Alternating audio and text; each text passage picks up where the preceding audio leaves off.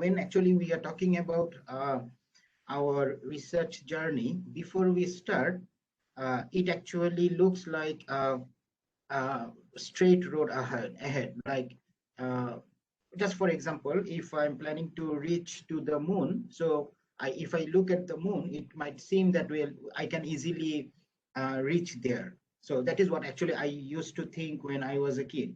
But as I grow older, so I know and I get to know that this is actually not the case. So as we go along, there are lots of hurdles and struggles that we have to go through before actually we can reach the goal. So in for your research as well, the case will be just like that, that you might see that the um, road ahead is plain, and you will be seeing your friends that who are doing PhD or masters, that they are having a good life.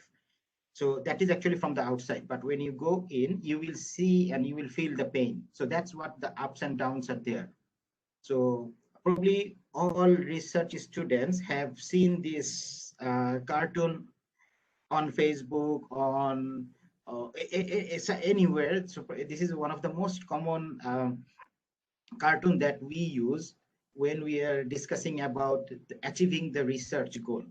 Okay, so we sometimes what we do, we change the point here or point there. So this is actually looks like what the journey, sorry, this is what the research journey looks like. Yeah, so this, it might seems easy, but when you are in the system of conducting the research, so you will get to know the pain, right? So that means you will see that there are so many obstacles, so many hindrances, so many limitations that you were not thinking or you did not know about before you started your PhD or master's or research journey. Okay, so but the main thing is how fast and how well we can actually reach the goal. Okay, so this is where your efficiency, your productivity, your perseverance, your family and friends support that actually comes into know that is productivity is a process. So every process should start with planning. So that's why the first thing that we are talking about when we are talking about how to increase the productivity is you have to plan well. So when you are talking about the plan well, you have to know what you are planning to do, what you have to do, what your goal is. So that is what the plan consists. Okay, then comes the task manager. So task manager means like we have to keep track, or we have to make a to-do list that what we should, and then you have to prioritize your work.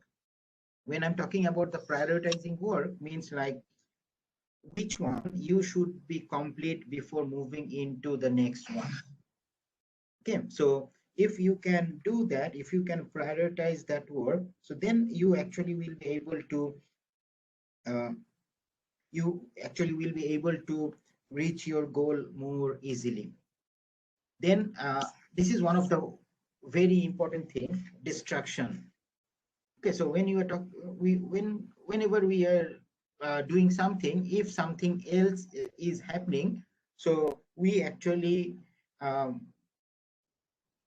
lose our concentration sometimes. Just for example, uh, I am doing something, but someone else has asked me to do something else in the meantime, or I am going on to the social media a lot. For example, I'm if I sit with my Facebook, so um, I always plan that I will finish it within 10 minutes, but it seems that sometimes 2 hours is gone, because if you sit with watching the uh, clips or albums of the friends, so you will see that all the times are gone. So you have to make sure that yes, you should go to the uh, social media or other platforms, but you have to make sure that you do not get distracted by them easily. Okay, so once you get distracted, then probably you might lose interest in, or you might forget what actually you were planning before you got distracted. Okay, and then this is one of the most important thing, that you have to set a quantitative goal. Quantitative goal means that that goal, that or achievement that you can see. Okay, so you sometimes we complete so many things, but we do not keep track of anything. So after a couple of weeks, we normally forget that what we have done, especially when we are conducting any literature review. So we do a lot of reading. We we read, we understand, and then in our mind we think that yes, I have understood and it is in my mind, but I have never kept that in writing anyway. This is actually one of the way we can put the research time frame and the research progress. For different students it might look different, but this is the time what actually is more crucial for you. Okay, so dying, yeah, in the first couple of first 1-2 semesters, when you are starting, it might look that what you do not know what you're doing.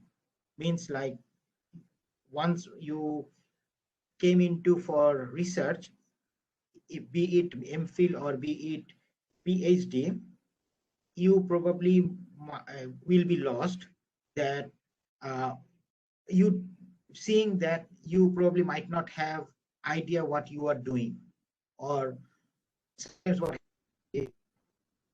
the first reading the first couple of papers is the hardest thing. You can finish reading first couple of research papers properly, then you will see and you already know how to read the research papers. But a lot of the students lose motivation during that time, that they never try to finish a single paper. What they do, they might look at the introduction and conclusion, but that is should not be the case. Okay, so at least you have to read the most related papers to your research as much as possible to clear your understanding, and most recent papers related to your area to know how far work has been done. Okay, so or else you probably will be repeating the same thing. Okay, another important thing, when you are year one, you have a research idea, but your viva will be after 3 years or after 2 years.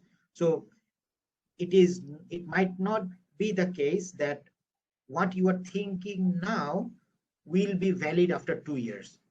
So that's what you have to make sure by projecting or by forecasting or foreseeing the future of your research, where actually is it leading to.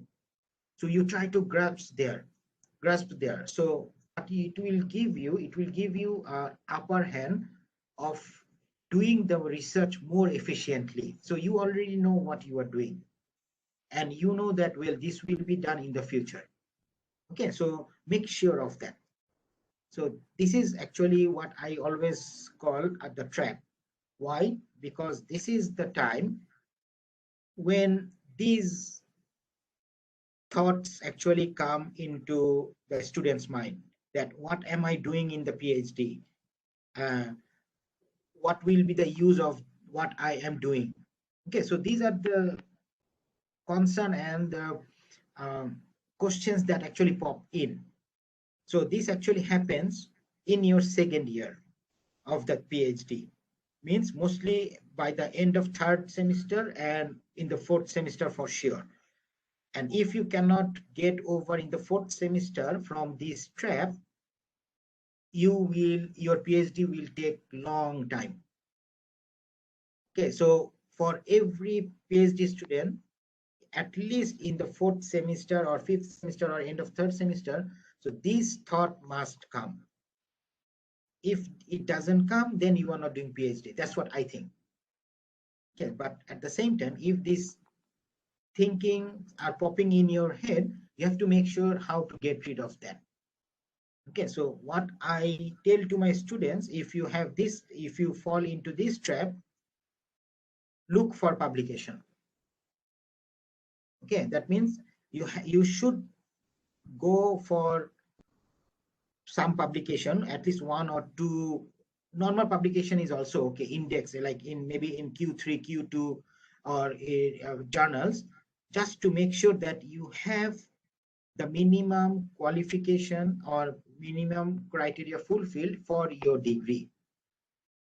Okay, sometimes what happens is the students actually are, especially in the business research, means I'm a finance major, so in my cases what happens is, to publish in a Q1 journal, it takes about 2 to 3 years sometimes, or sometimes more than that. Recently we had a publication in Q1, it took about 15 months plus. Another one is going into Q2 or Q3, so that also is more than 16 months.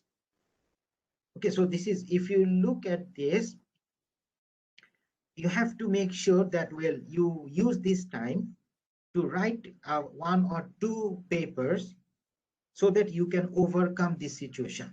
But if you do not do anything in this during this period, when you are thinking that what am I doing with my here, so then you are lost.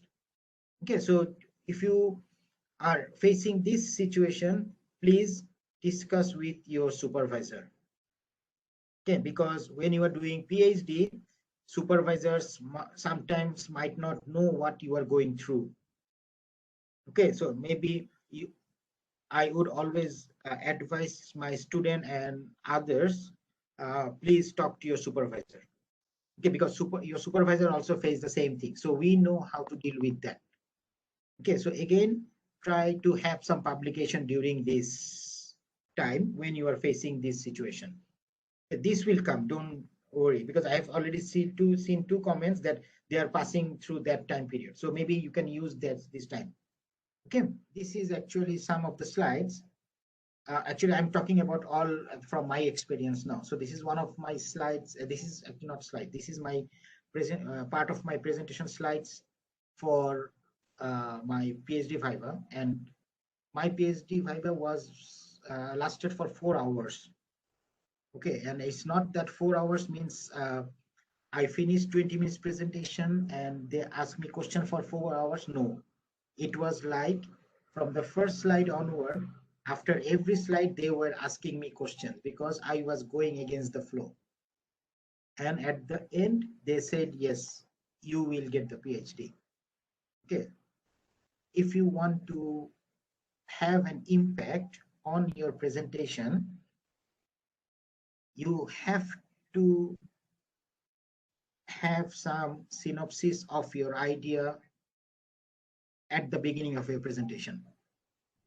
Okay, so yes, you do have, so you put it in a flow, right? That after this, we will do this. But if you put it in more infographic way, I did not do anything now. It is in from 2013. Okay, so as it is, I just took a screenshot yesterday and I just pasted it here. So this is exactly the slide that I had prepared for my PhD. Okay, so if you had this kind of flowchart that shows your idea, then you will have less question for your analysis if it is with the flow. But if it is against the flow, then you have to clear those things to the panel members. Okay, so as I have mentioned it here, that PhD or research is your story, so you have to make others understand what you are saying. Okay, so it's just like PhD, what I tell to my students most of the time on the first couple of during the first couple of meetings before they start the PhD or any research, that research is like a fairy tale. Okay, so that means there was a Cinderella, blah, blah, blah, there is a Frozen.